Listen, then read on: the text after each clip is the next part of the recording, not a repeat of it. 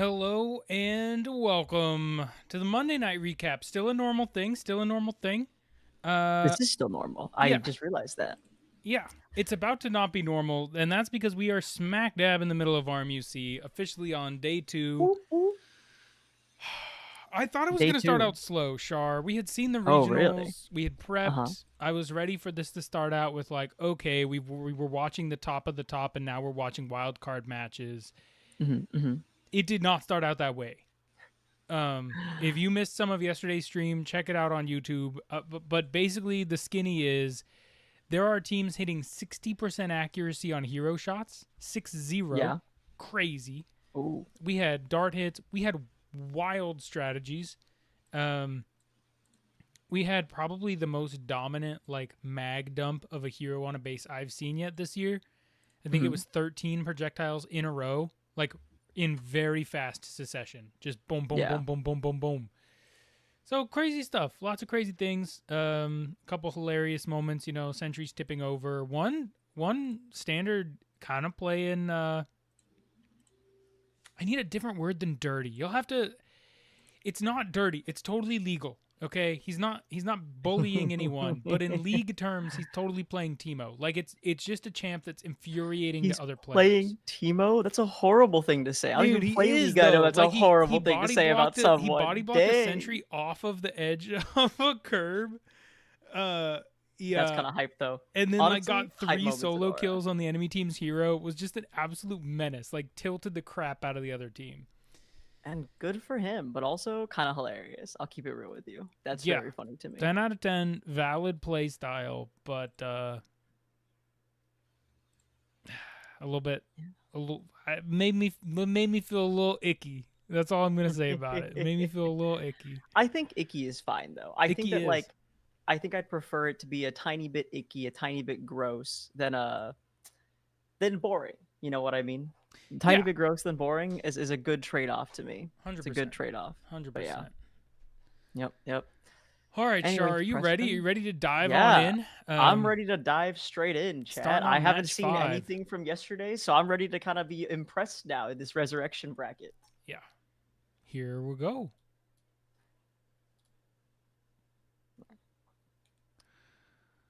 There's that beautiful state. Lighting is such a thing that I want to change the way we do at our events because, like, lighting at the finals is so good, and I want to do that as well. My phone is not near me, Preston, so we will not be having Google Translate today, it seems like, as mine is charging in the other side of the room. Instead, I'll allow chat to do that for me. There's no miscongeniality in RM. If it works, it's valid. Exactly. I feel like if you can't engineer against it and you can't play against it, that's on you. You know what I And mean?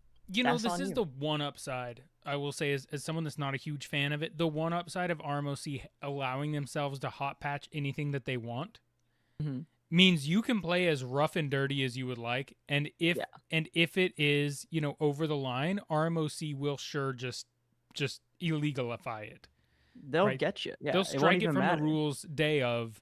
They have no Yep. problem doing Yep. that. So I agree with John. There is no miscongeniality, and also the gameplay was not problematic. We weren't seeing ramming. hmm There's no red cards. Uh, Not Heavy breaking the targeting rules of the by enemy any team's means. hero is the correct strategy. It's Yep. just when it's played to the extreme, you feel real bad for the driver on the other team. Yeah.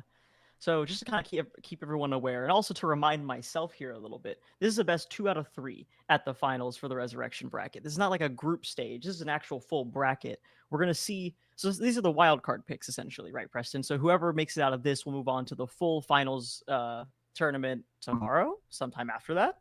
I don't exactly know. I know they'll move out though, and so these are teams that didn't necessarily qualify from directly from the regionals they were in, but have gotten wildcarded in. Either they're very interesting teams or they're able to do something really cool. That's a crazy stat at the bottom right there. 6,499 damage total. First place First hero place, baby. in a wild card match from 3SE. That's exciting to see, Preston. That's exciting to see. It's a cool stand. It's a cool hero design as well. Very tall. Um, what is that? Is that a shock going sideways? Sideways shock. I need some time. I need some time to Huh. process. Is this chassis? Does this chassis have flex? Can the chassis bend? Where are the other Why would you mechanical need that? engineers in chat? Guys, back me up. What the heck is this? Why would you need that out of curiosity? It kind of be cool though if like you can compress yourself. Maybe you can like maybe it can like squeeze in through certain areas because it compresses itself a little bit. That could be kind of interesting. It's like the opposite of an expansion. I'm interested in seeing it drive. I would love to see it hit Hmm. the jump. Oh yeah, that I would be want to see exciting. its shocks actuate because that is a wild looking hero. I'm gonna have to put some time into that one. But on the red side we have 3SE. On the blue side we have Team Bug. One of the things I've enjoyed doing, during this resurrection match stage when we haven't seen these teams recently, is I'm going to start the prediction now. You still have 2 minutes from now. That way you can see a little bit from each of the teams. Who do you think is going to take the match? So not just round one. Yeah, I think just by looking at the robots, not knowing anything about these teams, I'm gonna go for Bug because Bug is a fun name. Bro, I'm going for Bug because I want to see that hero continue. And we'll see them right now as we bring on the Bring on the bots. bots. All right, both teams are out. Both engineers going for the silver cubes instead of going for the gold. Both drones are also out. I feel like we're going to see a lot of like all functional robots. How did a robot already go down? No, no, we're good. No robots went down. I got tricked. No robots Light are got down. me. This is 6v6 for the resurrection matches. Look at the drone for Bug focusing on the enemy robots rather than the outpost. On the other side of the map, 3SE chunking through the outpost very quick, about 30 seconds to take it down. Hero, drone, and sentry, working in combination. But Preston, this is exactly what we'd expect in the finals. We saw that the outposts are really never a challenge for any of these higher level teams, for these stronger teams. And as I'm saying this, the other outposts are starting to take some damage from the blue hero here. Yeah, I mean the blue hero making good work of that first half of the health of the Huge outposts. There's a skirmish in big the skirmish in the middle. center. Blue standard 4. A dart lands though. That's pretty huge, Preston. It almost looks like there's like recoverable health based on the fact that the bar changed. I like that the overlay changed a little bit, but that's a very confusing bar to have still some blue there. Yes. So the new health bar change. It's a great thing to bring up. The light blue that's on top Hmm. is the amount of health that it will take, the amount of damage it needs to bring it to 2,000. Once we chew through that whole top bar, the armor panels will Got be it. exposed on the lower half of the base, and the base will fall below 2,000 HP. Exciting change. I like that change in the overlay. That's a very helpful visual indicator. Oh, we see the red center 3 trying to make it up that ledge, isn't able to, and does not necessarily knock out the red sentry is actually parked in a very interesting position as well. I like the fact that it's kind of basically forbidding anyone from leaving or coming through that ramp area for the blue team, which is obviously the best place for them to go around to start sniping if they were using their hero. It does lock on, takes a couple shots of blue standard 4, blue standard 3 in the other buff position, defending its base. I don't Sentry's know going if back Bugs now. should be playing quite so defensively right now. Both their sentry and one of their standards playing straight defense. Their aerial poking a little bit into Yeah. the center island, but 3SE ahead 2 minutes and 20 seconds into the game and with control of the map. Look at red We're standard starting to 4. see, however, a little bit of lull here, Preston, because look at the Look economy at the levels red at 4 standard. minutes. Chewing through this hero. Blue hero 1 falling extremely low. Can't leave. There's only one entrance, one exit. As long as red standard 4 doesn't run out of projectiles, there's no way out as he takes down the hero for Bug. Yeah, See, like you Preston, but called now we're at a out, neither problem. There's team no successfully caching cubes. there's no cubes. There's no gold. There's no money. They're gonna run out of projectiles pretty soon here on both sides, and they're not gonna have a lot to do. Like this hero can't buy anything on either side. The standard has 19 projectiles left in it. No one is able to really move forward. They're finally starting to cash in a little bit, but it's slow. These engineers are really slow compared to some of the ones we've seen in other regional matches. Yeah, I don't think they've cashed still yet, have they? They did cash about 50 each just now. So every minute, there'll be passive income Oh gold. yes, that also did happen. So I actually that was you're right. There was no caching, and the red engineer seems to be lost on the blue team side now. Trying to Very get some of the interesting. silver cubes, maybe. The other robots are performing extremely well. Red Standard 3 navigating the map really well with those balancing legs. Yep. Just kind of causing mayhem though. Not enough projectiles to really cause any serious problems for Team Bug. Look at the engineer getting chunked down by the aerial from 3SE. Blue Standard 3 again. excellent defensive position, but they need to be firing at the outpost, especially with this limited projectile availability. Blue Standard 3 has most of the team's projectiles remaining, gets a double kill. Awesome. There we go. The sentry is the one focusing fire at the outpost and takes it down. Good work, though, from the bug sentry there. It's now lobbing shots at the base, it looks like. Yeah, this is going to be really tough. The hero for Team Bug needs to land quite a few base shots. The standard having 300 projectiles. A dart landing is giant for Bug. That's what I was just about to bring up. The roof. If you can land some darts, if you can land some darts, you actually do stay in this pretty easily. Oh my goodness. Glancing Not quite. blow with One the third more. dart. One more. Come on, here we go. Just barely too high. Still very, very doable in this situation. You don't have a lot of econ, which you can get if you put it all into your hero. There's a chance you're able to bring this back. The other side has even worse econ than you do currently. Not able to make any more hero shots. It's not going to be able to really chunk through the base at all. They're basically locked at 3,075 health on Bug's side. I believe that this is doable for Bug. I think Bug can actually make it through here. They definitely can. They're only 1,000 HP behind as we have a sentry battle taking place on the center island, and now that red sentry locked onto the blue engineer, not firing though. The blue engineer going for gold cubes. Red Standard 3 making a good play, staying right next to the blue hero. The blue hero running away real quick. Did not get knocked out, which is good. Did get harassed though. Is that enough time bought by the Red Standard 3 from 3SC to keep Bug in this fight? Blue sentry takes out the red sentry. Yeah, I think there we go. I was about to say I think this blue hero needs to go one of those closer sniper positions, not that full elevated position. But Red Standard 3, very, very good defense, good awareness, watching both of the hero positions at the same time. However, notice that he no longer has any ammunition.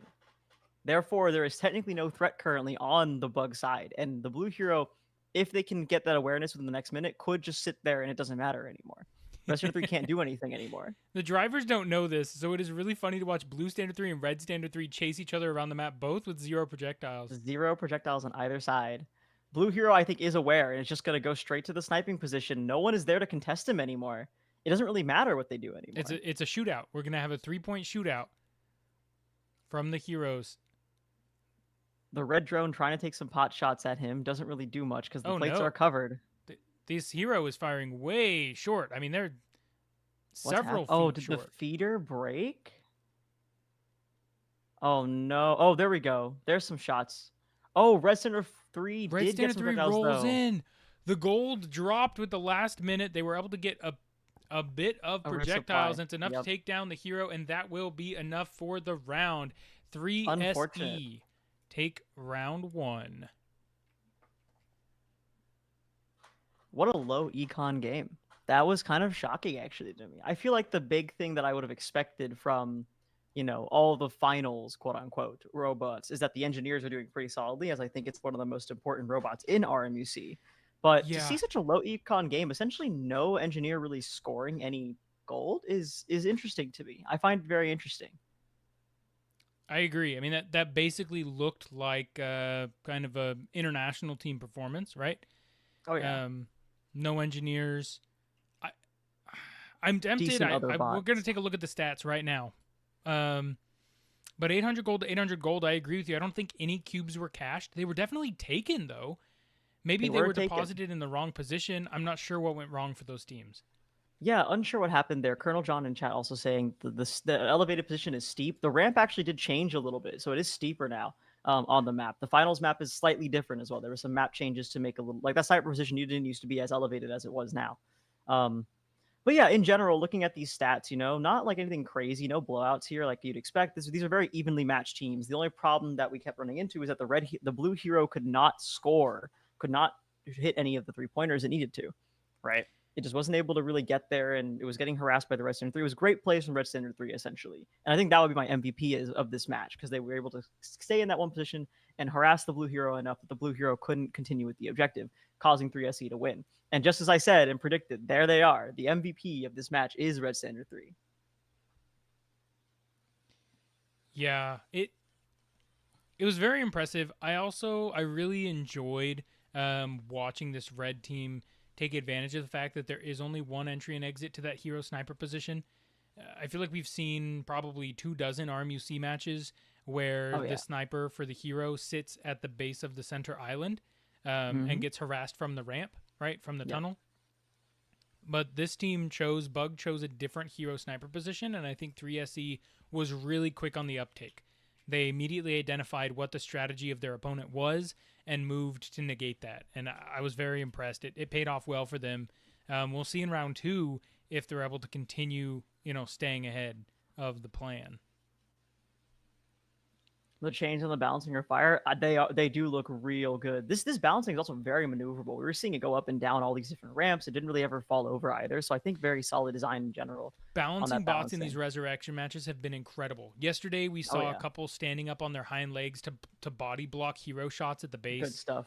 Good stuff. That's what I like to hear. Good balancing bots makes me really happy. Good balancing Preston, bots. you know how much I love the balancing bots. This is a really cool engineer design as well. Only one slot in the backpack, I think.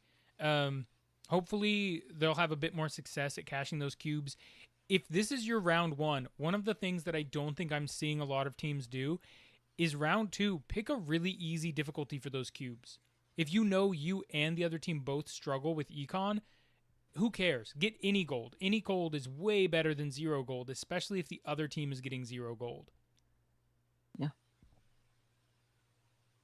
think there's an engineering desire, right? If you've built a robot that can do difficulty level 3, to do difficulty level 3, but sometimes you have to swallow that and do difficulty level 1 to just get that 50 or 100 gold, get a slight advantage on your opponent.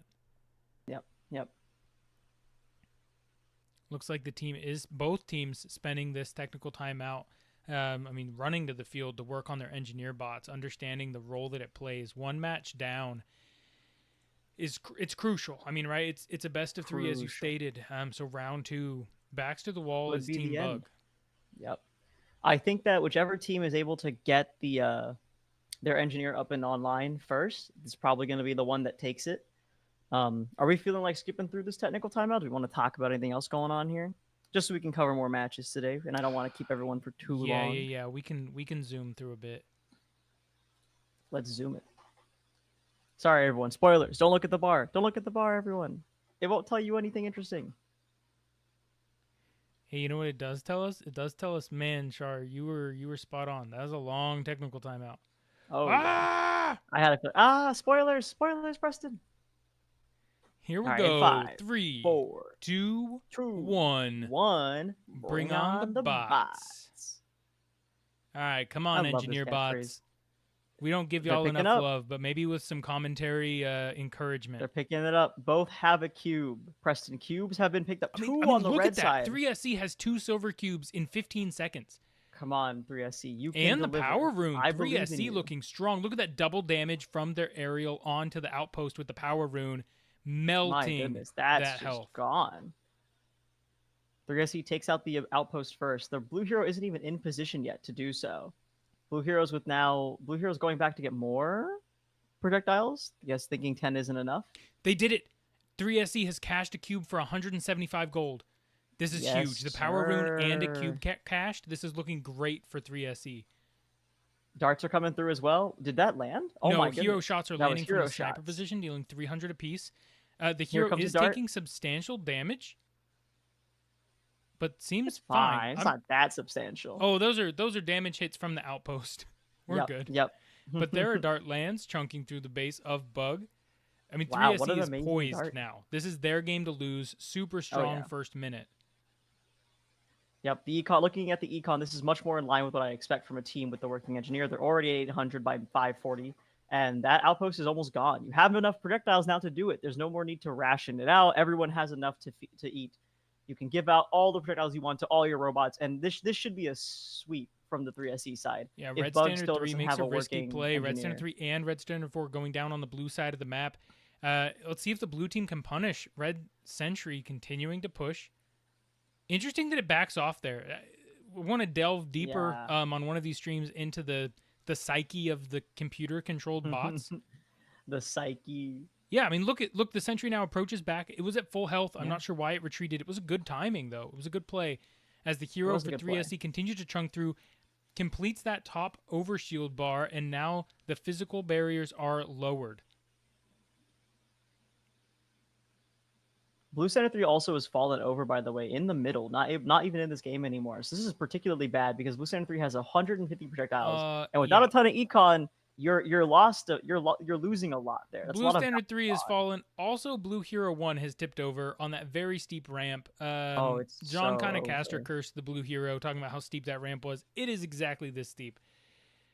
Red Standard 4 That's taken out. I unfortunate. mean, again, some good and very impressive kills by Blue Standard 4, who's now a one-man team. One human left on the side Yeah, of and Bug. he's not even necessarily the best robot on the team because how is he going to beat the outpost and the base? This seems really unfortunate as we're Yeah. seeing the red hero chunk through the rest of the health here. There's no one to oppose him.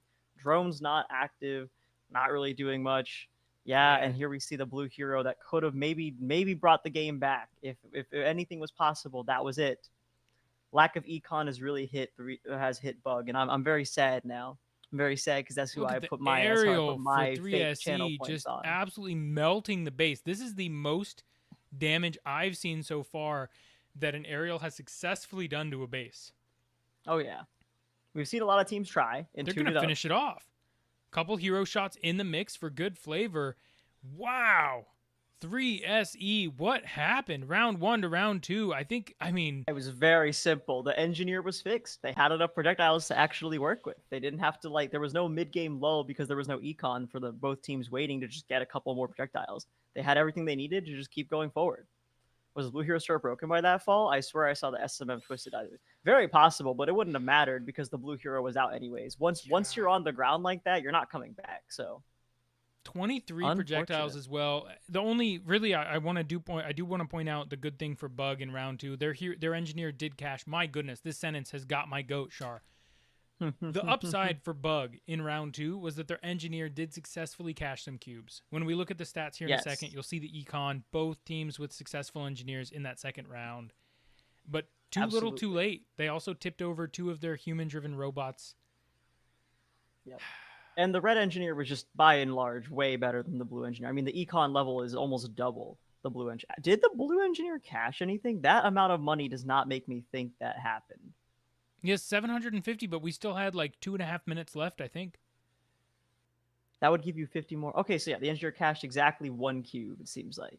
I think so. Based on the math there. Which is, I mean, it's not 0, and that's a good thing to go with. But yeah, the econ really made the difference here. The amount of, look how many sniper shots were able to be hit because of the fact that you just shot way more projectiles, 46 to 0, 42 MMs. That's exactly where it all went, right?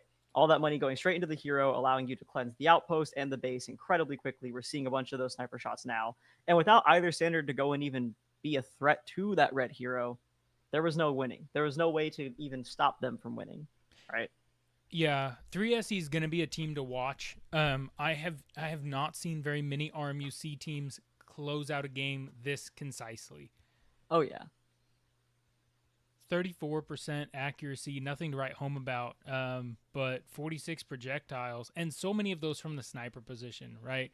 It's not included in that stat, but it does have a significant impact, doing 50% additional damage per round. Mm-hmm. Phenomenal. We saw it yesterday once, and seeing it again today.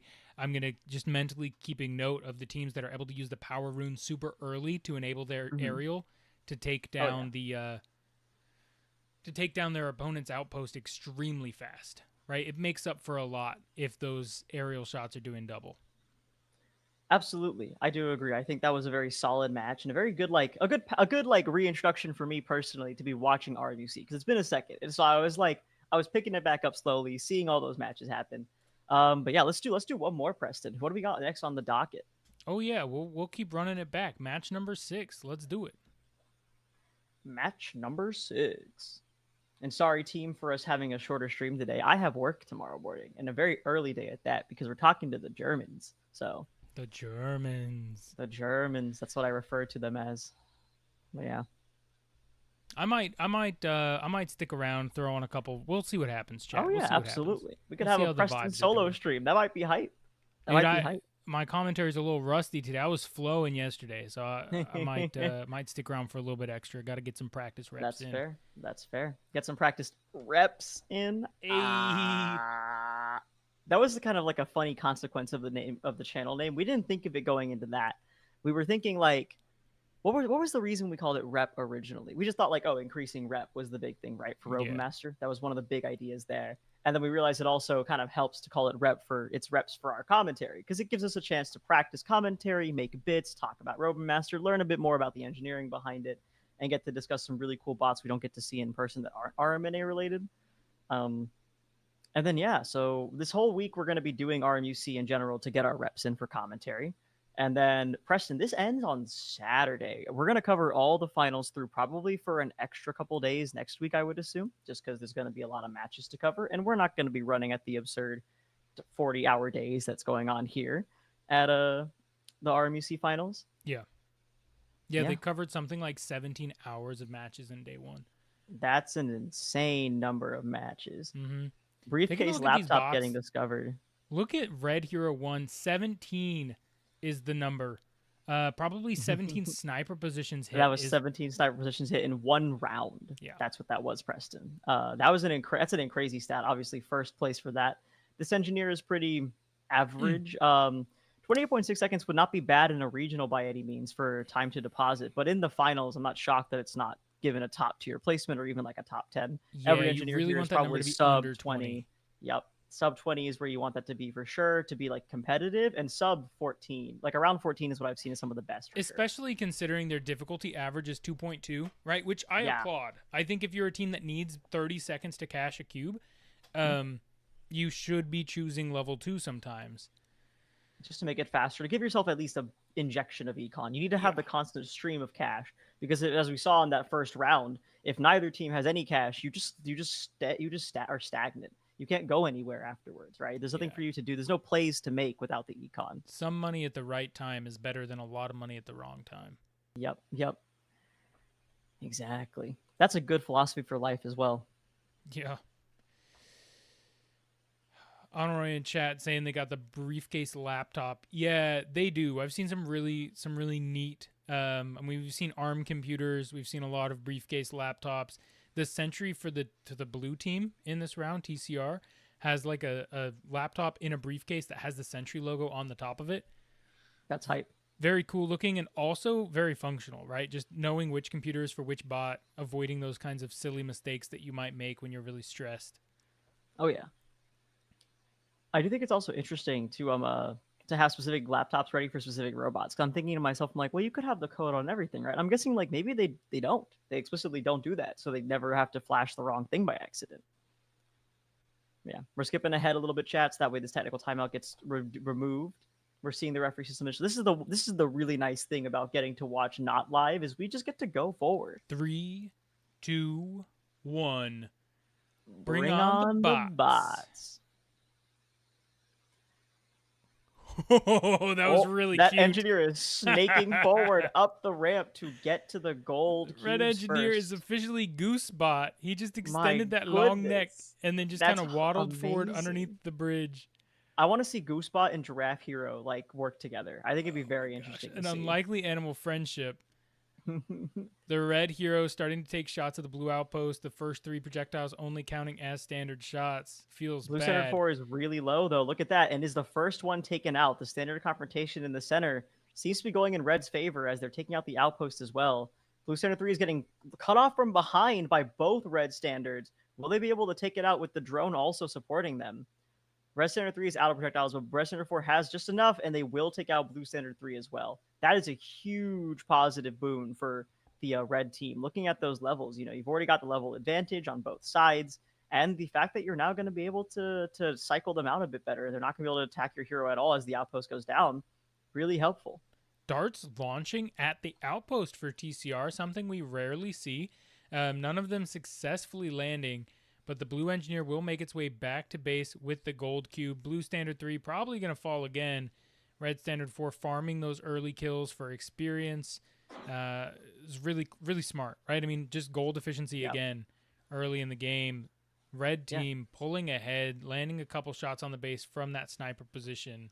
This also keeps your hero completely safe, because if both standards can't go in together at this low level, they're not going to be able to take it out in time. And so this is a good way to keep vision on those 2 standards, make sure that you're not going to get attacked They're now switching focus to the blue hero instead, coming from both angles of attack. That blue hero is not going to last very long, but does manage to get out. Oh, it bumps into the sentry. The sentry causing it to take a little bit longer to get into the resupply zone. Is it going to get knocked out here? Oh my gosh. The red engineer, the goose bot, has officially cashed the gold cubes. 1,500 gold. Look at that. 755 gold unspent. And the goose is headed back to base with silver cubes. The hero has as much gold and as much time as its heart could desire. The red team doing an excellent job buying space, creating space, and using their team's tempo. Look, this hero is uncontested. Lobbing shots. It does look like one of the robots is upside down for the red team. Red Center 3 seems to be have fallen off and cannot get up. Does not have a life alert ready to go. That was their first mistake. But I think it'll be fine because this hero is completely uncontestable at the moment. And they really don't have to be pushing as aggressively anymore. They're way far ahead. If they knock out this base pretty soon, which it seems like they will, even with Blue Center 4 showing up, this hero is way higher level. Yeah, you can just leave. Just okay, maybe you can't just leave. Maybe you're slow at drive. I take it all back. I thought you could have just left, but I guess not. I guess that hero is not as agile as I expected. Gets the level up, takes down the engineer as well, a double kill. Well. The instant revive though for red hero. Now going back to buy some projectiles. Did not want to waste any time there. You have 845 gold. No shot you don't use this to your advantage. Yeah, just slapping TCR in the face Look with at their that. wallets. 2,270 gold total throughout this match. At half. We're exactly halfway in. Absolutely insane. The Goosebot is goated. Red Standard 4 on the opposite side of the match, dealing a lot of damage, poking, causing a lot of just, frankly, throwing a lot of wrenches into the other team's plan. Seeing how their strategy holds up when they aren't allowed to play the game they would like to. The blue hero goes back to his position and he's immediately targeted by Red Standard 4. Red Standard 4 falling low. Blue Standard 3 chasing him down. The sentry helping. Great play from Blue Standard 3, watching and waiting until Red Standard had kind of put himself in a vulnerable position to attack the hero and then striking. Incredibly brilliant play by Blue Standard 4 and Blue Standard 3 ready to go there. It was a great heads-up play, but look at the outpost health. The base health is falling incredibly fast, Preston. We're seeing those sniper shots coming through. This is the hero that was able to land 17 in one match. Outpost health left on the red team. This is the hero that was able to land 17 sniper shots, and it does the same here. I think that was even more than 17, Preston. That was an insane amount of sniper shots from just that hero alone. I'm really excited to see the stats there. That hero is definitely the MVP for the red team. An absolutely gorgeous robot with a lot of accuracy, and the two standards playing so aggressively really just like let that hero play the game that it wanted to. It wasn't particularly fast. It wasn't particularly like close when it came to actual engagement with any other robot. But when you let it set up, there was no coming back after that. They better listen up. Listen up, RMOC. Listen up. Listen up. You up. better do that double MVP screen. Take a peek at the stats. The engineer and the hero. I mean, 450 standard projectiles fired is tiny. Oh, yeah. That was all the econ was dropped straight into that hero, including a couple of revives. I mean, look at the kill ratio. That really tells you, like, oh, the standards were not really taking kills or even taking objectives at all. It was all the hero. 15 projectiles that were landed as snipers. Shots. I want to also point out 2,565 gold. That's what I'm saying. Double Insane. MVP. I think engineers should take it over hero if they're going to pick one, because like Goose Engineer is just fun, right? And the hero just kind of did what it's supposed to. The Goose Engineer went above and beyond. That's hard to say, actually. 15 sniper shots is an insane number. We'll see what happens. Hero takes the MVP. I mean, it is the objective. 55% accuracy is insane. It's absolutely fantastic. 15 long-range hero shots is 1,500 extra damage for free. It's even more than that, Matt. It's 300. So, oh, no, that is correct. That is the math there. No, wait, that's even more, isn't it? So it's extra. He's talking about extra damage. So it's 100 extra damage. Yes. Per sniper shot. True. That's true. I was sitting there. I was like, wait, that's even more damage, isn't it? The extra damage is. I understand now. This hero is truly cracked. I'm very curious. Let's look at the engineering here, Preston. Anything here that stands out to you on why it might be so cracked? Because I want to see the back of it. The head is massive. Oh yeah. And I want to see the back of the head if we get that chance. I'm curious about the pitch. Typically, pitch is something that's very difficult for hero bots. it's got a really, I mean, I can see 4 flywheels, which helps for consistency. And There's then the definitely a other little bit thing of I a want to note sniper. is there's enough of a space behind it that I wonder if it's being fed a very particular way. On the Very other fair. side, the blue hero, this is kind of the stuff I was curious about. Using a lead screw Hmm. for their pitch, it's interesting. It's slow, right? Which is why Yeah. we don't see things like this in RMNA. But for RMUC, once you've got your position locked in, you Hmm. you won't miss it, right? It's not like an encoded motor where you're trying to hold a certain position. As long as you don't spin, you're Yeah. not going to move. Yep. Yep. Man, interesting plays from both teams, honestly. Interesting robot designs as well. I'm curious to see what happens here. I mean, how do you contest the red engineers like Econ and just sheer wallet power, right? They Like did that go for the was gold cube, so they are exposed. So TCR could choose to focus the engineer early, see if you can scare it off the gold. That will delay the red team's strategy quite a bit. yeah, I do agree, but that seems difficult. That seems hard to do. Yeah, I mean, based on the performance of that red team game one, I don't think there's going to be an easy way to counter them. I'm trying to think if there's a different strategy that might be viable. I'm just shocked by the fact that the blue team never even dealt damage to the outpost. They've got to figure something else out. Whether it's using their drone to take down outpost health or protecting their hero more early. I just don't see them winning a base race hero versus hero. So I think they need to try to cut off the knees. I don't think they can deal with fisticuffs. I don't think they can stand and fight.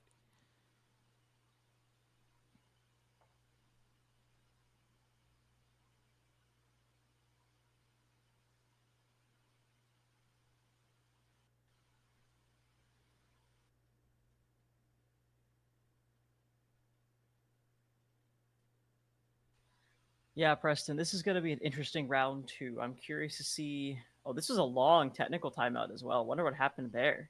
But I don't know. regardless, Neither that's team the was on the benefit. field, so I assume it was a referee, like a system issue or something. Yeah, yeah. Regardless, they clearly 3, fixed it. And in 2, two, 1. 1, we'll bring on the bots. Oh, watch that goose action. Hey, Boost chat, up. can somebody clip that section and then throw in a meme from like the Untitled Goose Game or something? I was thinking the same thing. I was thinking I'll clip it together to get the little like quack quack quack quack sounds all Please over the do. place. Please do. Here we go. They're doing it. One of the things I said they could do is use the drone and the power rune early. They need something. Blue team needs something to spice up their outpost take. They're not really getting the accuracy they need though for the power rune game. They've only got 3, maybe now 4. One more? Oh, Just not fast enough. The blue outpost is falling yet again, and the red hero is still uncontested. Both standards are too scared to go in. The blue drone isn't even active. This is pretty much wraps in my mind, Preston. You're not even on the center point. The hero is completely unfightable. Like, what do you do? They're harassing your engineer, man. yeah. Red standard forward about half Dart health coming as a dart across. flies across. But Too low. I mean, Try we saw again. one of the red standards even tip over last game. It's And true. frankly, the standards are just here to make space for the Yep. hero of this red team. They don't even have to be doing that right now because the blue team decided not to get onto the center point. So there's all the space in the world. There's no chance for the blue standards to even come close to this red hero at this point. They're kind of locked down in any direction they would want to get to it. Yeah, again, they've dealt 10 damage to the outpost. I'm not sure. I'm not sure what the problem is for TCR. I don't know why they're not launching I mean, projectiles at the outpost. their hero accuracy is really low. It's less than 20%. It's one of the lowest ones I've seen in any of these like finals matches. And so I'm not shocked that they're a little bit scared to use that hero. Like, look, the hero's not even going up. Maybe he can't even get up the ramp at this low of a level, right? And so I think that that's the reason why they're not able to really take I on this think the outpost. hero's They're a scared of low having a game. bad KDA. Yeah. It makes a bad player. If you're afraid of dying, like you shouldn't be an inter, but you can't be afraid of dying. Yep. The hero with a bad accuracy percentage, you need to push up. You could You get need to really push up. close to this outpost right now without taking any damage for the moment. This hero is just at like it's not even in the snipe zone. It's It's so right far below the back. snipe zone. Like where are you going, man? This is not gonna help. And it's not even really trying to attack. It's tough. It's a tough look. On the flip side, the red hero kind of going back and forth between the two sniper positions, using their drone to poke down blue standard 4. The gold, once again, heavily in favor of the red team, 1,500 gold. Look at, there's no gold cubes left in the center island. There's no silver cubes left on the red team side. Blue team did manage to snag one of the gold cubes. Yeah, but I mean, it's a relatively full clear. I mean, it's Yeah. really, really strong engineering performance from that red team. Red standard 4, again, very low, but choosing to stay. I mean, look at the blue team. All of their robots at half health, except for the hero, who has lobbed 7 projectiles, has yet to hit. The red team is seeing the red engineer in the bottom depositing another cube and more econ coming through. 2,270 yet again. 1 silver cube left. It's really just coming down to, is the engineer going to cash this last silver cube before the hero wins it all? That's the only interesting match anymore at this point, Preston. Who can you do know their what? objective TCR faster? cashed that last cube in their personal best of 12.4 seconds. So, I mean, the engineer is doing good. Red standard 4 has been taken out. Red standard 3 getting chased back. But again, those kills inconsequential, right? Those are trades you're willing to take. You're at 1490 outpost health. Who cares if you die? Like, you could honestly turn off the red standards and just let them be. Like, the red standard 4 is not even moving anymore. He's trying. Red standard 3 pushing against blue still standard 4. Blue standard 4 huge kills. disadvantage taken out. Red standard 3 now has his run of the roost. Preston, his play of the map. I mean, the base is exposed. They can now use the drone if they would like. And red standard 3, who's in a skirmish with blue standard 3, forcing blue standard 3 back to the base. Blue standard 3 able to make it back to the base without dying. Blue standard 4 now trying to do the same. Red standard 3 falling extremely low. I almost thought that collision damage was going to take him out. Don't let him get away with this. Oh, thank God. There we go. Blue standard 3 getting one to pad the KDA. But that's about all it's going to do. The blue engineer trying his best, keeping the gold flowing. Another gold cube. But 3,340 gold for the red team. The red engineer is stealing silver cubes from the blue side. Yeah, this drone will take it out. Oh, no, never mind. The drone loses the ability to shoot projectiles as soon as I say that it could take it out. There we go. Another 225 more gold. Good stuff. Thanks, blue engineer. Red hero back in position. Here comes the blue hero. He's picked a much more sensible position. The armor panel's no longer spinning on the outpost. I'm not saying this is a path for the comeback, but this is the only path they have for progress. As the blue sentry chunks away at red standard 3, falls very low. Yeah, blue standard 4 doing a good job of playing defensively. Red hero's just kind of like chilling and moving around for fun. Look at the blue hero, though. The blue hero goes down red standard 3. That's probably the nail in the coffin. They needed all minute and 40 seconds left of this game. They needed to play perfectly from here on out. They don't have enough gold for the instant revive. Does come back though. Red standard 3 getting a ammo supply in the back and the damage buff from the power rune. This red standard absolutely nuking the remaining base. The engineer drops off the edge and has no problems. Just playing with their food at this point. 128 health remaining on the base, trying to get a couple more kills. He will do so. There's the double kill. Red standard 3 makes it a triple kill if you count the base. And that's game.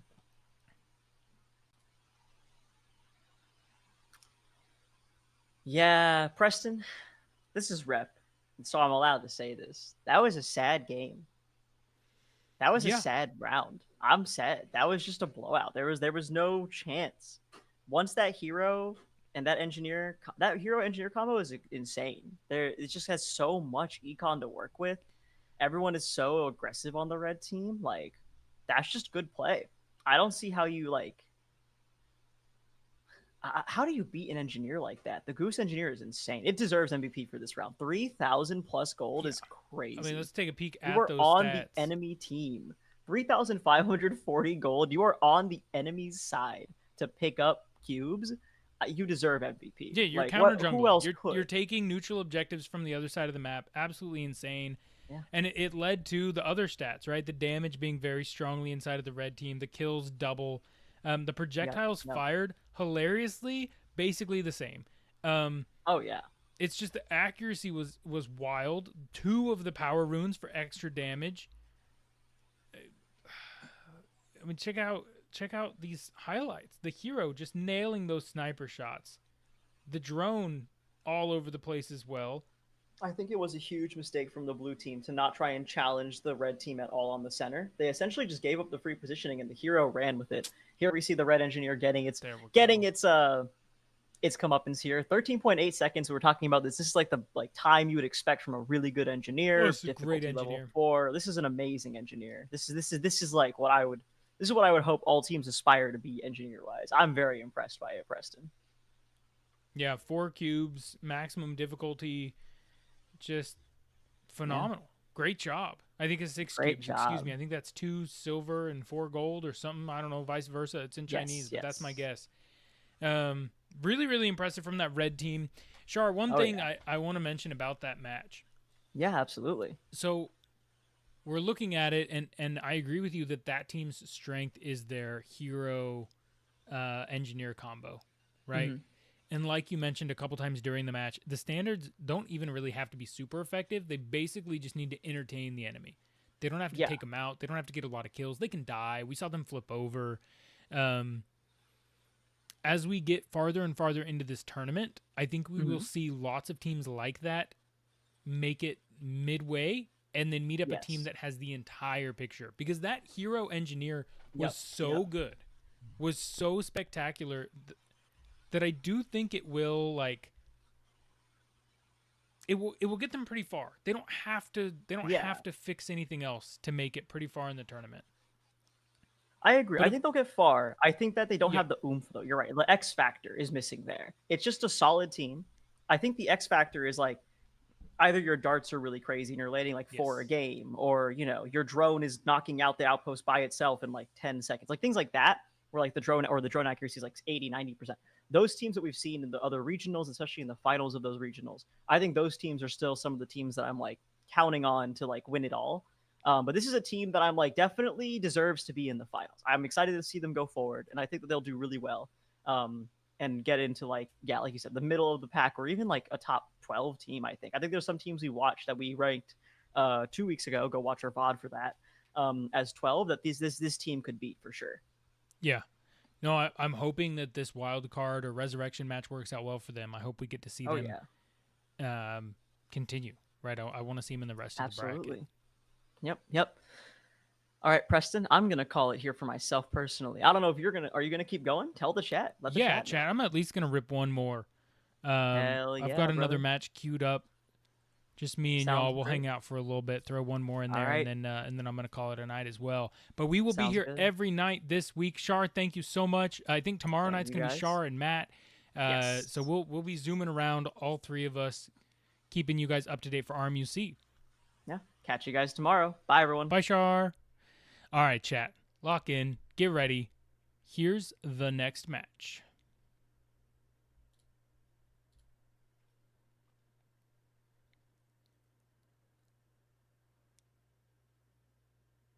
Oh, no. Both of the team names are in Chinese. Shaur, come back. I need your Google Translate.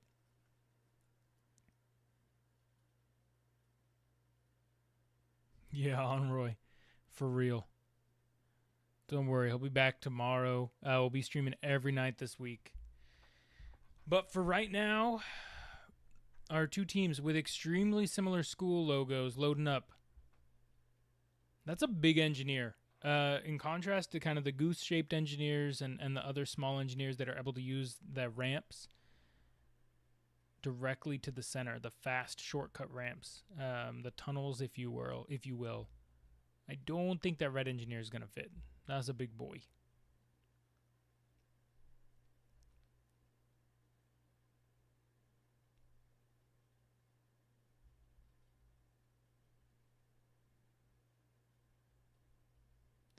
Oh my. Taking a look at the blue engineer, it's lifted. I'm interested to see if that is permanent. We have seen a couple rover bots, right? We've seen some that look like Mars rovers, which kind of has that blue engineer look to it. But this is really, really tall. I would be surprised if that's not actuatable. Both teams prepping. going through their pre-games, right? So looking at making sure their CV works, making sure they've got the right code flashed on there. Some last-minute tape helping to protect the drive system. What on earth is this hero? Is that tread? It has Mechnum wheels and tread? Is this to help it get up?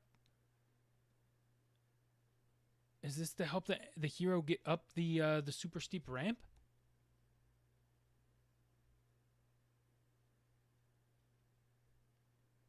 I think this hero might be able to like drive up curbs. We'll have to keep a close eye on its navigation. What on earth? This is the craziest match just from an engineering standpoint. This hero is tiny. It's the size of like a standard. This blue hero, swerve drive, very, very small, very compact. Not a typical design for RMUC based on like the hero being an artillery cannon, right? Needing to make those long range shots, have really good stability.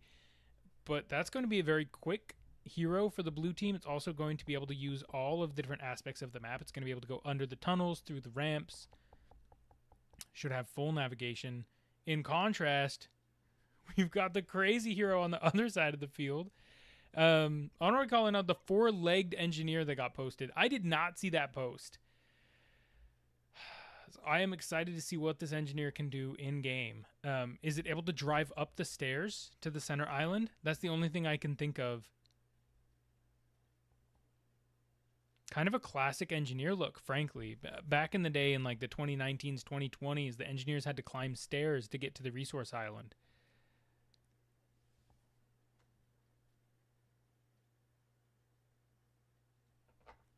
Here we go, round one. A lot to look out for.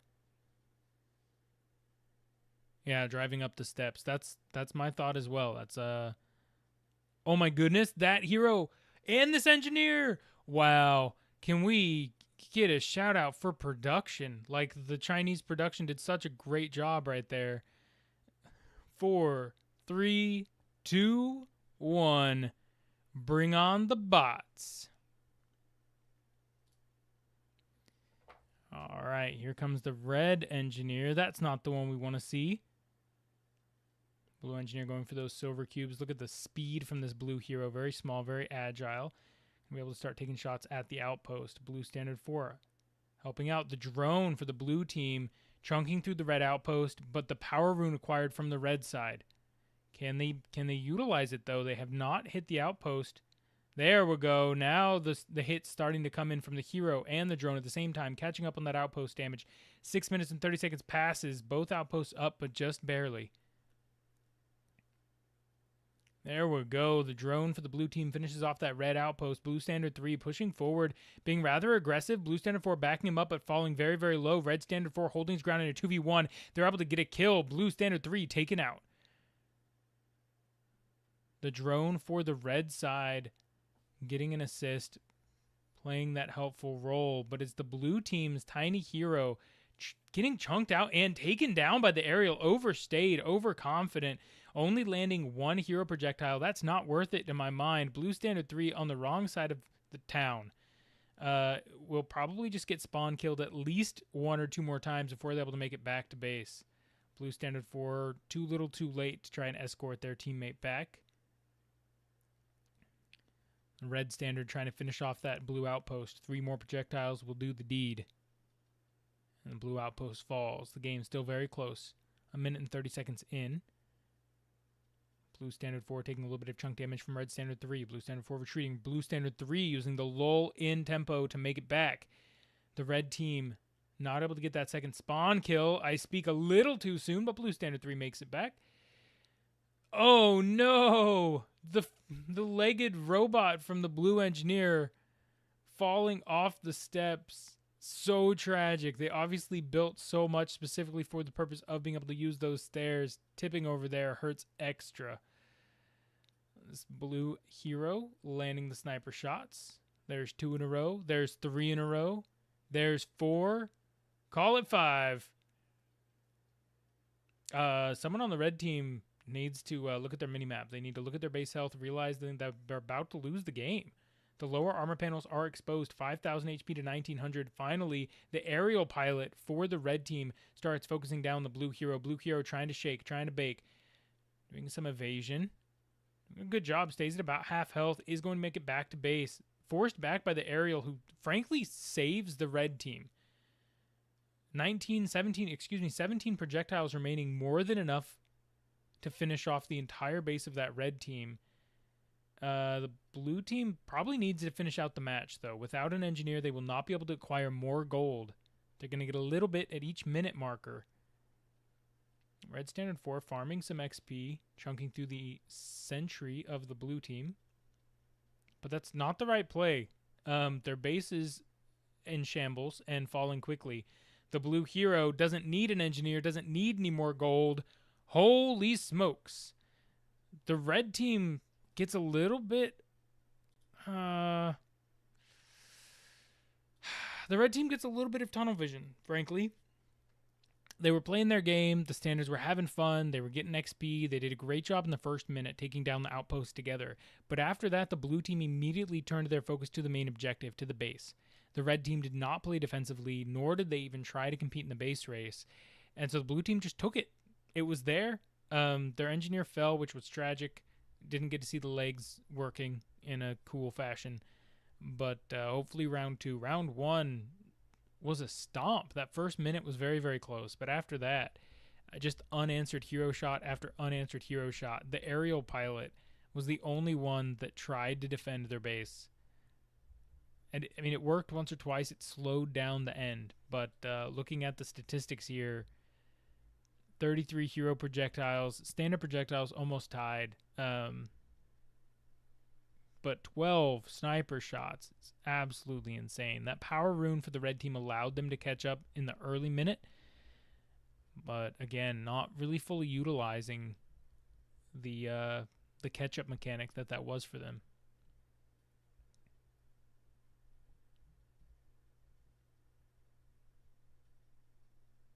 All right, look at some highlights from the game.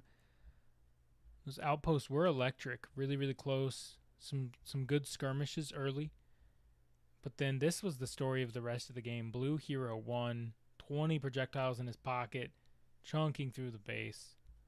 Easy MVP, 69%. Holy.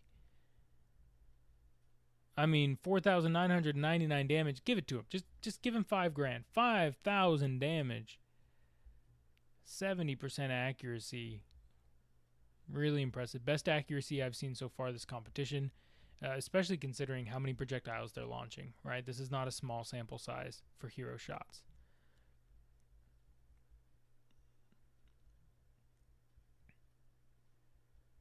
Again, that 4 flywheel design, something we're seeing more and more from some of these teams that are able to fire very repeatable shots downtown.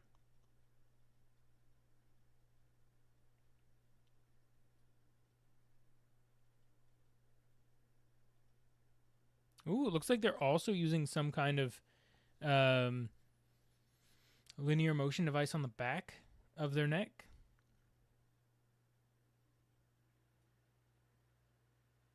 Either that or it's just some kind of damper. I'd have to get a better look at it, but caught a glimpse of the rod as it was turning.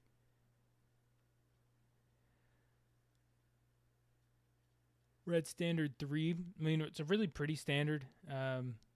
I'm not sure what the electric, almost looks like an RFID panel on the side. That's not what it is, but a cool little electricity symbol on a 3D printed panel. If you've got any ideas what that could be, let me know in chat. Round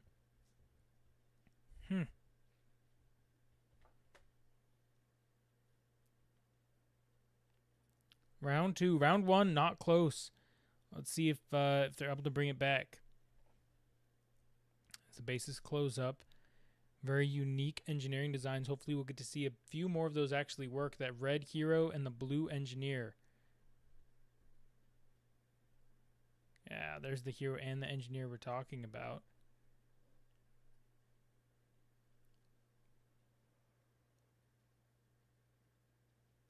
Four, 3, 2, 1.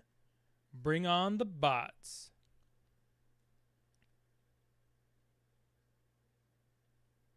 Wow, the blue drone just roaring out of base. Both teams using similar strategy for the outpost. The red team getting that power rune once again, but this time the blue team a little bit slower off of the gate for the outpost damage. Blue outpost falling very low. There we go. A couple good hero shots. Again, really well played, but the blue team, and this is not the performance they had at the beginning of their last round. The blue hero, who was the protagonist of round one, having trouble. I mean, the blue team will take down that red sentry, but for a team that was laser focused on objectives, I'm a bit nervous at the outpost damage not being there in the first minute. That blue hero, 12 projectiles remaining, still not firing. Hopefully not a jam or a malfunction on that bot. Yeah, Matt. Talking about that crazy drone fly out. That was wild. Flew out super fast and then didn't really launch any projectiles. I don't know. Was a bit confusing, frankly. Dart shots coming across. This might be one of our first games to go to round 3. Not seeing any signs of life from this blue team after that extremely dominant round 1. Now the hero starts to open up onto the outpost, firing 7-8 projectiles, but definitely not 70% accuracy thus far. Power rune again for the red team. See if they're able to push as the blue team finally takes down the outpost. It took them a full minute and a half longer than round 1.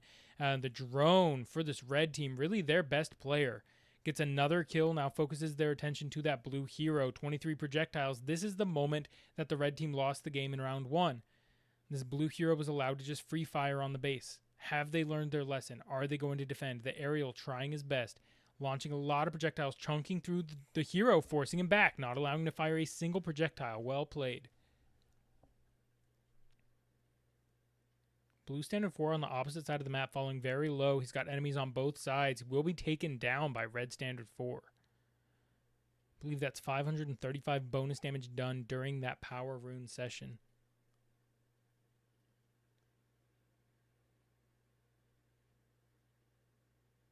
There we go. The blue hero opens up. 26 projectiles in the hopper. More than they need. Look at this repeatability. The accuracy is there. The precision is there. As soon as I say that, they miss a couple. But, I mean, not too many.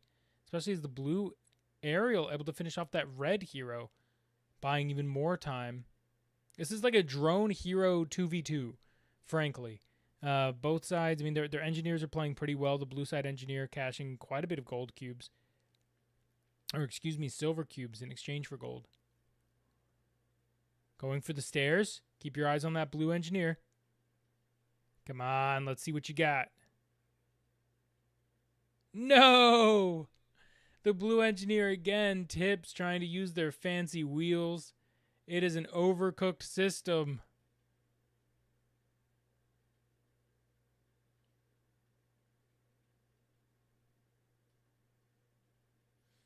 Blue hero now with 33 projectiles. Again, the drone for the red team playing defensively, but I mean, it hasn't worked the first 2 times. I don't understand. The red team needs to use some standards. They need to send red standard 3, red standard 4. They're currently chilling in base. They're on the wrong side of the map at the wrong times, though. The blue team 400 gold ahead in the whole game, but now with their engineer flipped, the late game should go in favor of the red team if they're able to use it effectively. The blue drone starting to partner up with, I believe, blue standard 3, getting quite a bit of poke damage down. Red standard 3 falling very low. The red hero has to retreat. At the same time, red standard 4 farming kills. It looks good on the stats, but it's not who you should be aiming at. Red standard 4 heads over to the hero, but it's too little too late. Frankly, again, misplayed. Red team did not learn their lesson, and it will be our blue squad with the crazy hero accuracy that takes round 2. Phenomenal performance from the blue team. Frankly,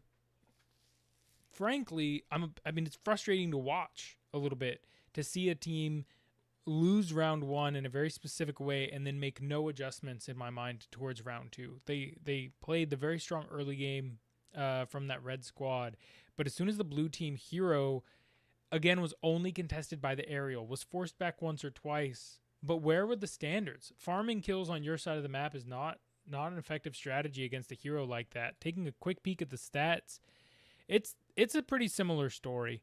43 hero projectiles to 6, 15 sniper shots is crazy. Really, really, really well played by that blue side hero. But like I was just discussing with Shaur, I don't think that's a strategy that will take you super far. They're going to need to flush that out a little bit.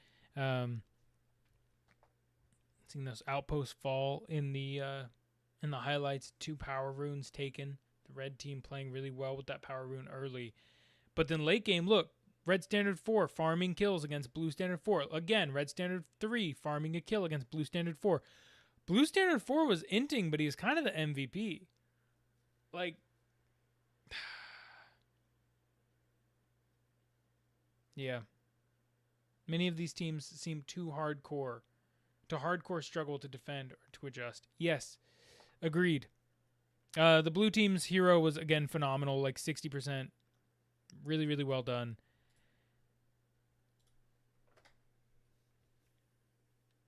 Yeah, it's really not, John. It's really not that hard. And these are the resurrection matches, so some of these teams, are from regionals and didn't do super well in regionals, so we can't. These aren't like the top 32 that we'll be looking at in the later half of the week. But I do agree with you. This looked like a team that had phenomenal and really cool engineering and then was missing a coach. Like they needed someone in the room that was just looking strategy-wise and was willing to say, hey, guys, we just got our butts whooped. We need to switch it up a little bit. Like, just dedicate one of the standards. We've seen teams who put a standard on the lower road and just sit the entire game. We've even seen posturing from empty standards. Once you've killed that hero once or twice, they'll be too scared of you, even if you're out of projectiles. Interesting.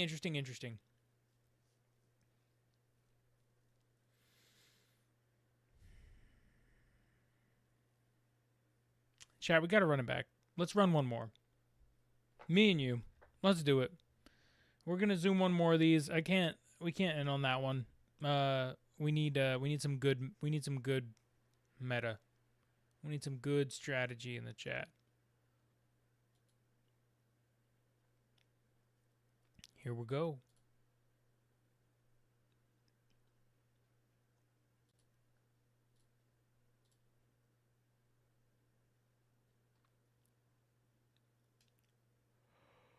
Woohoo!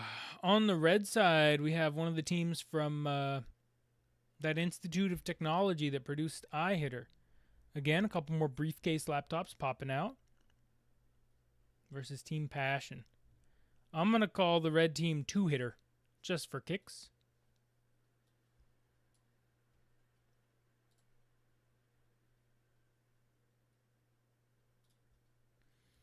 So 2-hitter versus Team Passion. Taking a look at 2-hitter.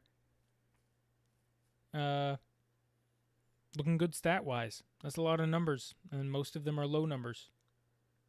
I promise, chat, by the time we get to like the quarterfinals and top 8 teams in RMUC, we'll have figured out the full screen Google Translate mess. Taking a look at the bots as the teams prepare. Seem to be, definitely more conventional than the last round. Big heroes. The sentry's not moving yet, but they're still flashing stuff. That's a huge engineer. Look at blue engineer too, so large. Once the humans are off the field, even though I've built and played with these bots a lot in the last 5 years, I still forget just the sheer scale of some of these robots. Blue engineer 2 is massive. Taking a look at the red side engineer. Pretty standard robotic arm. I don't see a backpack. 65 seconds. Oof. Okay, red side has a little bit of work to do on their engineering cash-in. Hopefully they're going to shave that time down and go for some of the easier cube caches. You don't need to be spending over a minute to cache in a cube. In contrast, the blue team, 17.6 seconds, and then like top 20 for all of the other stats. That's probably average gold per round, number of cubes per round. 4.5 is crazy good. And then difficulty level is 3.0. So, you'll notice all of your top 8 teams have a 3.0 average, meaning they're always choosing the level 3 difficulty. So gold should go in favor of Passion. We'll see if they're able to translate that gold advantage into a win, into an in-game advantage.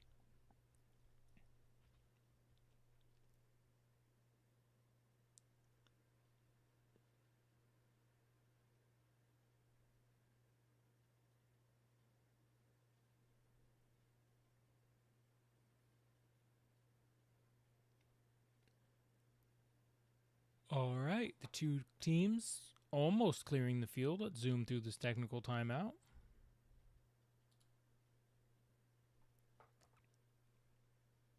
And we're off in 4, 3, 2, 1.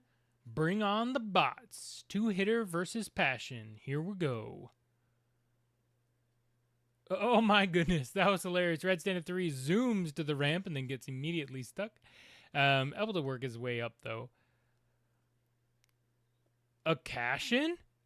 Red Standard 4 getting airdropped ammunition is an interesting choice. Blue Standard 3 forcing back that red hero. Good defense, preventing the red team from being in the correct position for this outpost. They're able to get the power rune for 2-hitter. Now Red Standard 4 fighting back. Blue Standard 3 has to retreat the drone for 2-hitter in the correct position with that power rune. Let's see if they're able to take that outpost down. On the other side of the field, Passion using their hero. Lands 1, but it only counts as a standard shot. There we go. Really good looking CV for that aerial for the most part.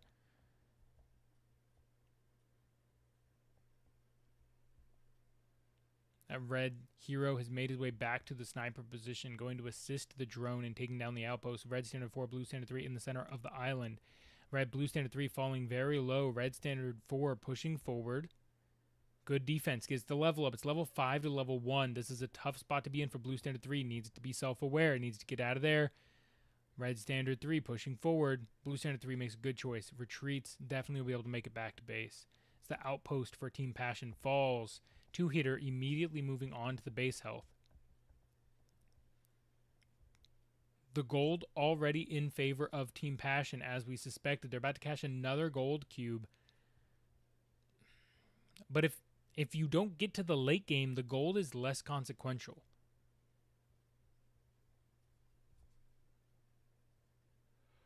Sniper shots starting to land. 2-hitter chunking through the first 1,000 HP of the base as the dart opens up. This would be huge for 2-hitter. Power rune expires in about 30 seconds. Red Standard 3 getting forced back. Blue Standard 3, Blue Standard 4. Fighting together. Blue Standard 3 has to retreat. Blue Standard 4 taking some long shots of Red Standard 4, just chipping. The red hero, again, fairly uncontested. Top of the map, 15 projectiles in the hopper. John in chat begging the blue standards to go and put some pressure on this red hero. First shot goes high. See if they're able to walk it in. The red team using their drone to kill the hero on the other side of the map. Buying their time even more. Buying their side even more time. Blue Standard 3 holding a defensive position, but defending against the wrong bots. The hero from the red team took a while. Took like 6 or 7 shots to dial it in, but now landing some sniper position.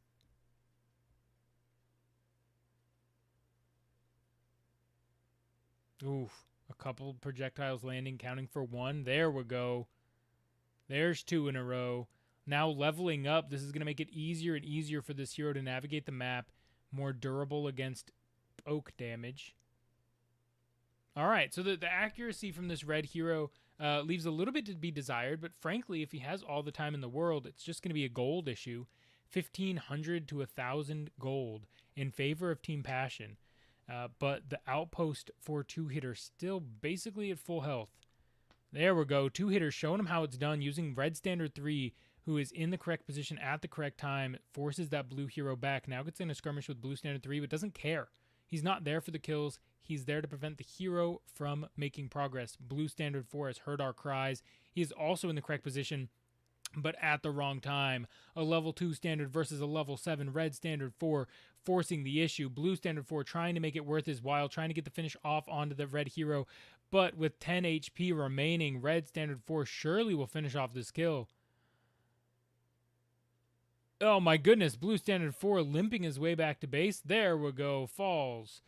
Blue standard 3 tries to come to aid, but too little too late. Now 7 projectiles in that red hero hopper. 2,800 health remaining. They need to land 3 sniper shots to open up those lower armor panels. Again, the first shot extremely high. It seems like they have to start pretty much all over walking these projectiles in.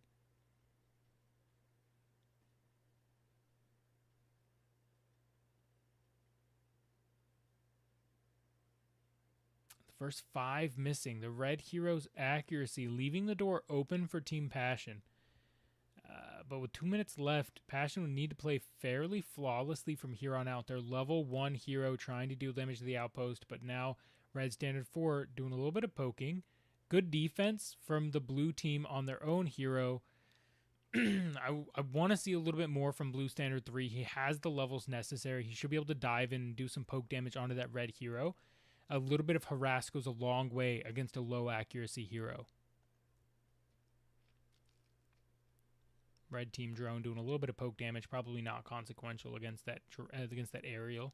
Team Passion now 700 gold, up 2,000, excuse me, to 1,350.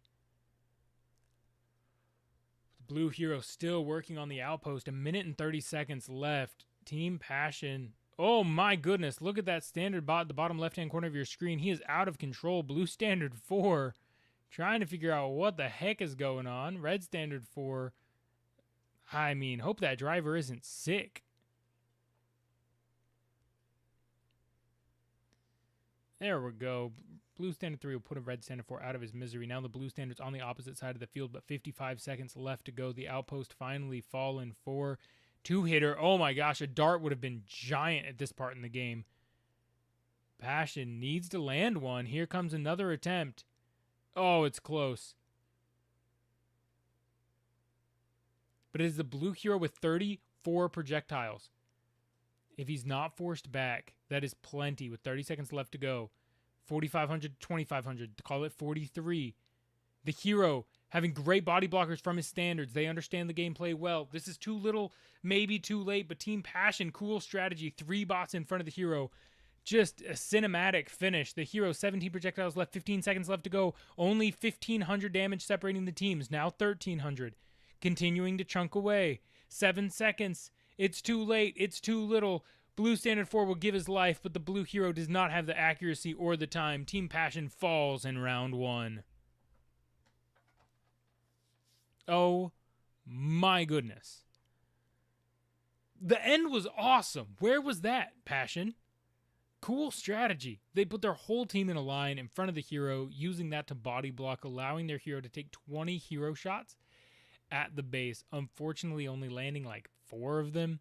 The accuracy definitely lacking for their team. Both squads struggling with hero accuracy in that game. Let's take a peek at the stats. Yeah, 68 hero projectiles launched is crazy given, the like 2,500 objective damage done. Yeah. But you know what, John? That was only round 1. Chat, let's see how round 2 goes. Did the teams learn their lesson? If you're the red team, I'm not really sure what you change up. Your hero had all the time in the world, was just missing a lot of shots. Perhaps you consolidate your gold, because once those hero shots were walked in, I mean, look at these highlights. They look great. From the blue team, obviously, try to get that outpost down like 4 minutes faster. The engineer, the MVP of the red team, I frankly agree. They provided the team with enough gold that it was okay that they missed so many projectiles. If you're not going to have gold efficiency on your robots, you need a really, really good engineer to be able to just supply, right? If you're going to spend daddy's money like that, He better have a crazy job.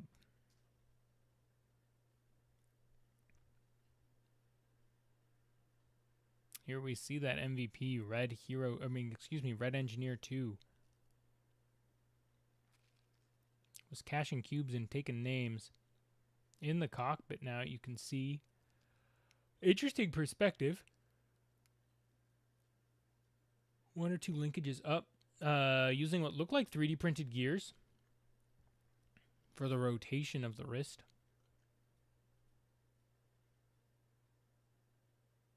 On the other side of the field, we've got Blue Engineer 2.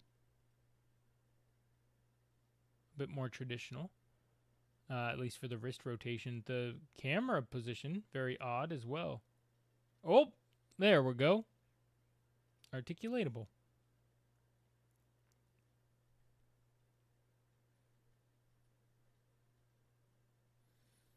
Neither Sentry was super impactful in this game. This does feel very much like a. I mean, it's a resurrection match, right? So these are teams that didn't have crazy standout performances in their individual regions. So I'm not shocked to see them lacking a bit of performance in a few different robots, but hopefully they're able to learn their lessons strategy-wise from round one. Looks like we do have a technical timeout. We'll try to buffer through that together. The red standards is where the attention is being given during that technical timeout. Interesting. I wouldn't have guessed. But let's dive on in. Round two. Team Passion versus what I'm calling two-hitter. 4, 3, 2, 1. Bring on the bots.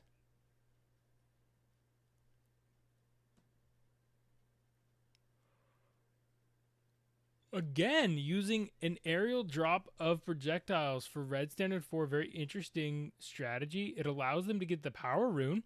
Really, really good power rune again for the red team. They got 45 seconds of that buff. They're going to bring their drone out and use the power rune to take down the outpost. There's not really an antidote for that, frankly. On the other side of the field, Team Passion doing a great job of focusing down the outpost. There we go. Both outposts falling much faster than in round one. 900 health each, 40 seconds in. Two-hitter continuing to chunk through it using their drone and their hero. 14 seconds left in the power rune. And the blue outpost will fall. Great utilization of that buff. Team Passion moving their hero over for some robot combat. It's an interesting choice. It's not successful in defending Blue Standard 3. Also, a very expensive way to use your gold early. Note that they don't have enough. I mean, they can buy 4 more hero projectiles. They would need really, really good accuracy from here on out to try and take that outpost down for the next minute. Or unless they cash this gold cube. Meanwhile, two-hitter is able to use their, the gold efficiency that they gained by using their drone rather than their hero. Land a couple shots onto the base. Going for power rune number 2 is Red Standard 4. Very successful once again. 45 seconds starting now. The red hero, really good timing there. So the red hero had just bought projectiles. Going to be able to open up onto the base long range. The outpost 4 two-hitter falling. The blue hero 12 projectiles left. It's plenty. Red Standard 3, Red Standard 4. Good defense. Well played by two-hitter.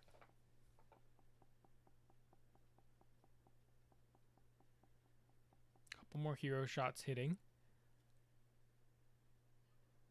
Red Standard 4 was able to finish off that kill against Blue Standard 4.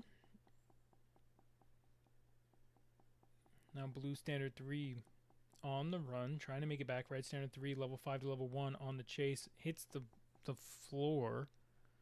Kicks the curb a little bit, and I believe that will be enough to call off the chase. The blue base down about 2,000 HP. The red hero doing his same old gig. The blue team not putting up a very big defensive fight. They are up on gold, and in my mind, they need to use that gold to do this. The red team, two-hitter, doing a great job of playing the full field. Oh, no. As soon as I praise this little red standard, it falls over. Blue Standard 3 witnesses the whole affair. Now the blue hero, blue standard 3 is going to farm a little bit of XP here. Killing a level 5 bot as a level 2 bot will give him the next level up. A third power rune coming across. Ooh, almost for the red team as 2-hitter continues to chunk through the base. Blue standard 4 trying to defend. Doing quite a bit of damage to that red hero, but he's in a 3v1. Blue standard 4 successfully forces the red hero back. And now it is the blue team. Team Passion finishes the power rune. 9 hero projectiles left.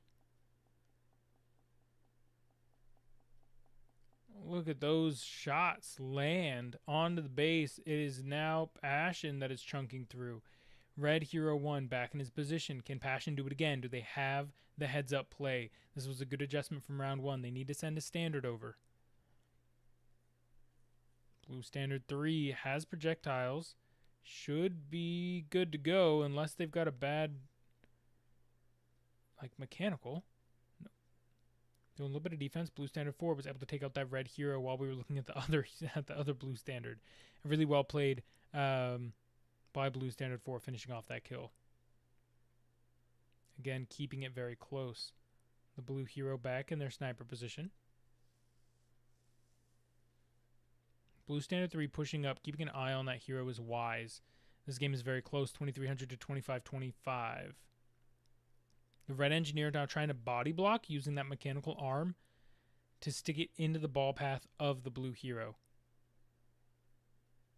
Blue 4 doing a little bit of chip damage onto the engineer to discourage this behavior, but frankly, the engineer's got quite a bit of health.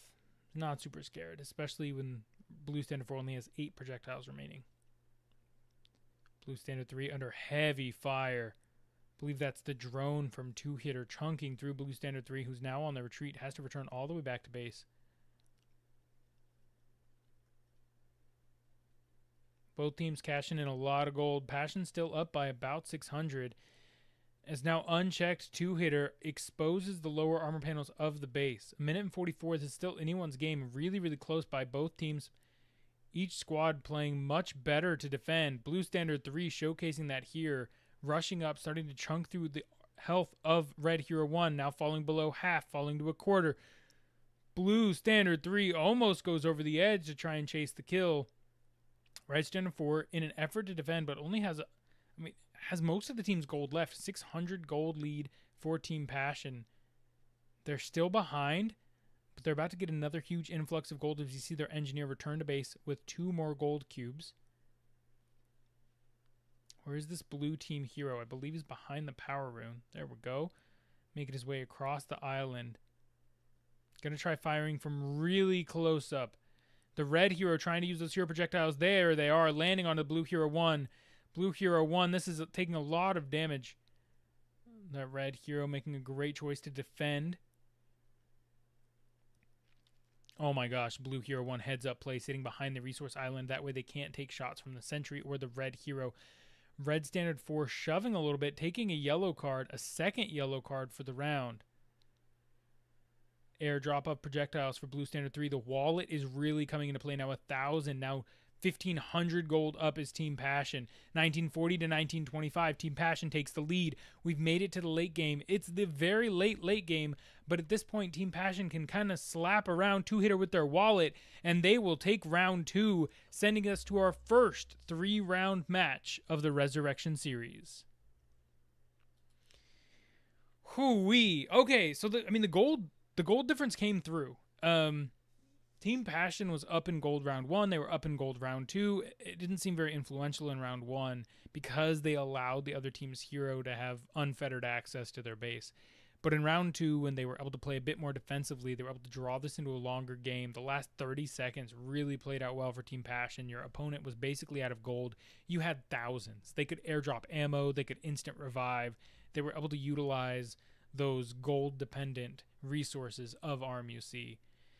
Yeah, 100% agree with chat. As soon as the blue standards started participating in the midfield, their presence was more felt, right? You don't want to get into a 3-point shootout competition against your opponent.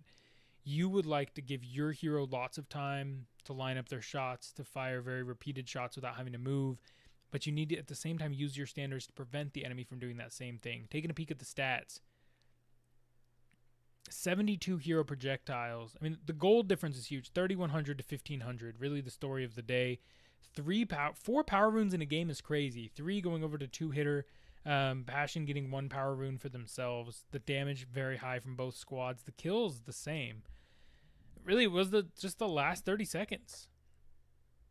But let's dive on in. Round 3.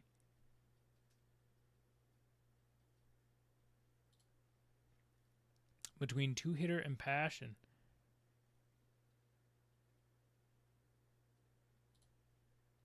Here we go.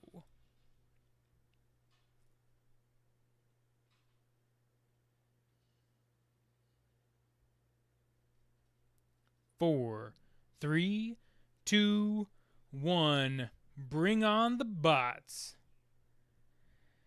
2-hitter versus Passion.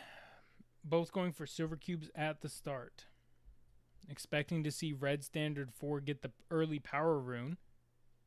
The blue hero doing a great job of landing these outpost shots. This is an accuracy we did not see in those first couple rounds. Red standard 3 going to try and shake it up. Going to try and shove that hero back, but he's in a 2v1. Blue standard 3, blue standard 4 pushing. Red standard 3 now on the ramp. That's not where you want to be. Blue standard 3 comes up for the kill. The outpost falls for 2-hitter Passion. Where did this accuracy come from? Blue standard 3 and blue standard 4 at the same time, able to get the kill. Red standard 3 falls. Great early game from Team Passion. The dart opens up for Team Passion. If they're able to land one of these darts, it will really cement their early game performance. Red standard 3 just trying to make it back to base. He's on his own side. I suspect that he will be successful, but no! Blue standard 4 very patient, willing to wait on the enemy side to get that kill. Again, slowing down the response from 2-hitter.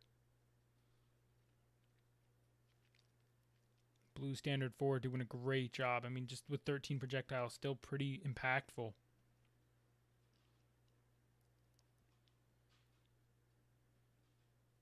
Gold lead already starting to ramp for Team Passion. The blue hero in position, starting to launch those projectiles. The first one significantly low. There we go, walking it up very quickly. 10 projectiles remaining. Blue standard 4 is going to get forced back from red standard 3, but as long as you don't die, it's not such a big deal. Red standard 3 probably going to come and force that hero out of that sniper position, but as the last projectile fires, as long as the blue hero doesn't go down here, it's a great move for Passion. You're out of projectiles, you need to go back to base anyway. You don't really mind giving up a little bit of XP. Gold equalized by the engineer of 2-hitter. But check out the backpack on Team Passion. Blue standard 3 will fall. Red standard 3 doing a really good job. Red standard 4 shows up to join the party. In a 2v1, good heads up play from blue hero 1 to retreat. You have the lead. You don't want to die there. The drone continuing its lonely mission of taking down this blue outpost.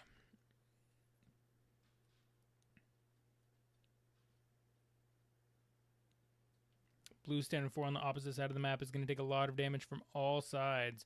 It will be red standard 3 that claims the kill. The blue hero continuing to chunk through the base. Red standard 4 trying to force him off.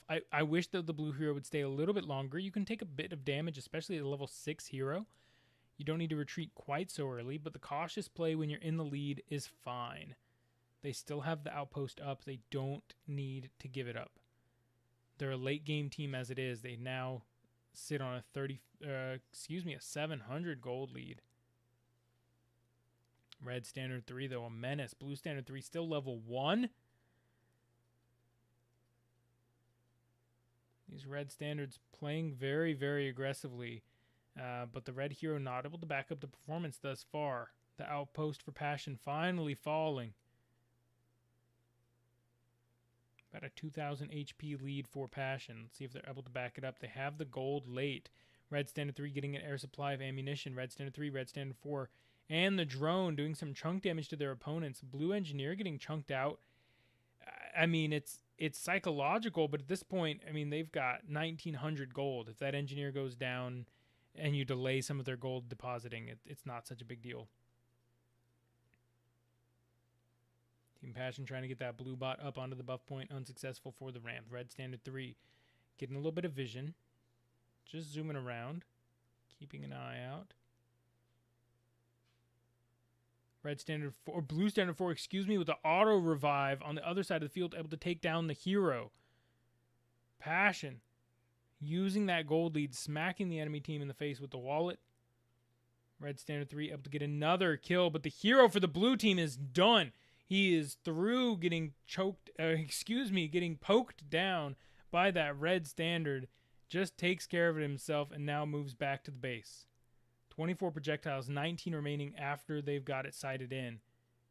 I believe there is an active red standard. Yeah, red standard 4 hiding behind the carcass of red standard 3, going to force that hero back. Again, the hero playing a bit cautious, might be using this opportunity to get really aggressive, though.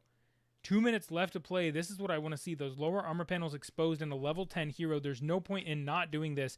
Don't fall off the edge. Blue hero 1, as long as he can just drive up to the, point blank range, should just be able to chunk through the base. Blue standard 4 is also here to back it up. The blue hero falling low, half health, falling lower. The sentry and the standard chunking through the hero. Red standard 4 going to get the kill credit. Not a lot of hero projectiles fired. Do they have the gold? Can they auto revive?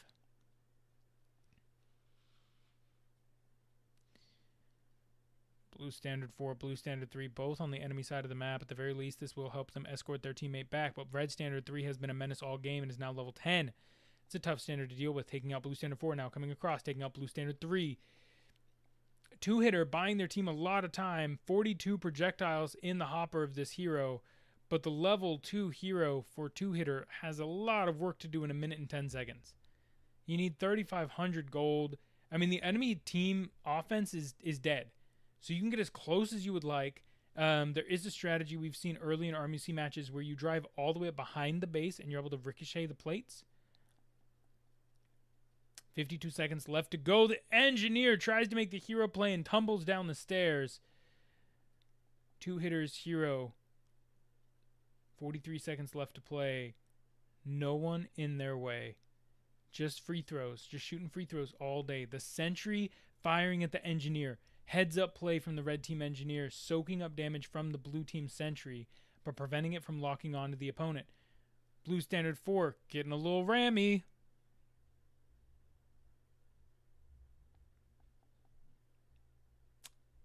Yeah, it wasn't the right time to flip the game.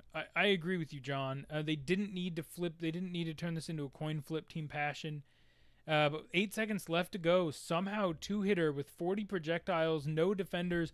1960 to 1540, 2-1. It will still go the way of Team Passion. The blue team will take it all in this best of 3. Wow. Okay, interesting match. Passion almost threw it. While I do applaud trying to finish the game very quickly, right? When you have that kind of lead and you have a level 10 hero, I don't know that they needed to rush in with a numbers disadvantage. If they had waited for that second standard, maybe let the standards go first, I think it would have been a different story. The stats are exactly what you think they are. Team Passion landed a lot more long-distance hero shots, and then, of course, at the end, two-hitter drove up very, very close. But, yeah, like Chad is saying, a true best of 3. Those teams very evenly matched. Both teams lacking a little bit of macro, perhaps. The micro was pretty good. Red Standard 3 was an absolute menace. Unfortunate for that red team, two-hitter not going to win that best of 3. It will go the way of Team Passion. But I think Passion has the pieces. The bots are great. The micro is not bad.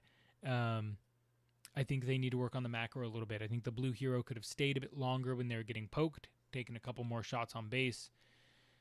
I definitely think the rush has potential. I actually don't hate the rush. I think it needs to be executed differently. I think if you take all of your standards with you, or perhaps you look at your standard level disadvantage, right? It was the fact that red standard 3 was level 10. Rushing a level 10 standard is a tough look when you have like a level 2 standard on your team still.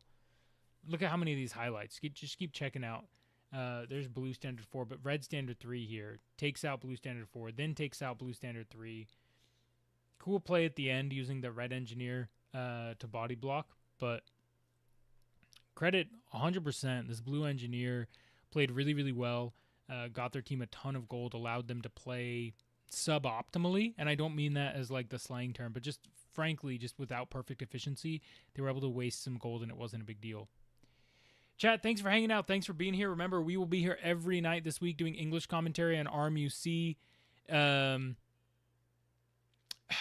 Yeah, John, I hear you. I'm saying I think it was close. I think if they tweak that strategy, I think if they... I agree with you. It wasn't right for that game. I think if their standard levels were equivalent, I actually love it as a play. I think if your standards are the same level as the opponent's standards and you have a level 10 hero, heck yeah. Once those lower armor panels are down, rush the base, use your standards, try to get a standard kill, and then you can probably finish off the base before they can kill your hero. I do think the problem is they still went with that play with only bringing one standard instead of two, and the standard they brought was like level 3, and the standards they were running into were like level 10. So poorly executed, but the strategy is one that I'm not too opposed to. I do want to see teams closing out the games a bit more decisively and not using the kind of 3-point shootout method. But we'll have to see which of those strats really comes to fruition in the future matches. Tomorrow night, it'll be Shaur and Matt hanging out with y'all, starting around the same time-ish, probably doing an hour or two, maybe 3. We'll see how it goes. But thanks so much. Have a good night.